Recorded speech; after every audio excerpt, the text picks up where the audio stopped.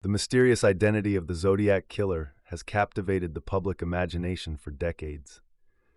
The Zodiac Killer terrorized the San Francisco Bay Area in the late 1960s and early 1970s, leaving a trail of gruesome murders and taunting letters to the police and local newspapers. Despite numerous investigations, the Zodiac Killer was never caught, and his true identity remains one of the most enduring unsolved mysteries in American criminal history. The first confirmed Zodiac murder occurred on December 20th, 1968, when two teenagers, David Faraday and Betty Lou Jensen, were shot to death in their car on a deserted road.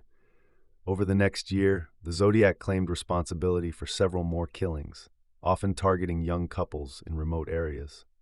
The killer's signature was his cryptic letters sent to local newspapers, in which he boasted about his crimes and taunted the police. The letters were often accompanied by ciphers, designed to challenge the authorities and the public to decipher his messages. One of the most infamous Zodiac letters arrived at the San Francisco Chronicle in July 1969, in which the killer took credit for the shootings and enclosed a cryptogram with a sinister warning. "This is the Zodiac speaking." The cryptogram, consisting of a series of symbols and letters, baffled codebreakers and amateur sleuths alike. Despite numerous attempts to crack the code, the full message has never been conclusively deciphered, adding to the enigma of the killer's identity. In addition to his letters, the Zodiac Killer also made a chilling phone call to the Vallejo Police Department in which he claimed responsibility for the murders and expressed his intent to kill again. The call, along with the taunting letters, fueled public fear and fascination with the elusive killer. Despite the best efforts of law enforcement, the Zodiac continued to elude capture, leaving a trail of fear and confusion in his wake. The Zodiac's reign of terror reached its peak in 1969 and 1970, with a string of brutal murders that spread fear throughout the Bay Area.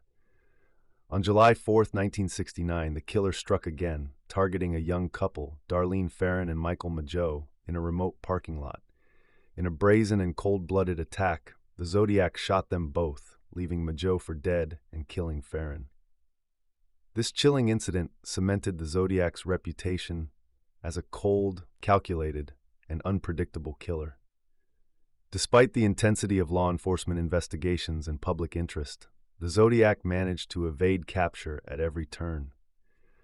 The killer continued to taunt the authorities with letters, ciphers, and cryptic messages, leading to a frenzy of speculation and theories about his identity.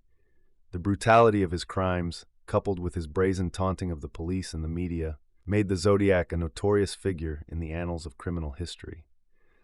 The hunt for the Zodiac Killer consumed the resources of multiple law enforcement agencies, including the San Francisco Police Department, the Napa County Sheriff's Office, and the Vallejo Police Department. Despite intensive investigations and the pursuit of numerous suspects, the true identity of the Zodiac Killer remained shrouded in mystery.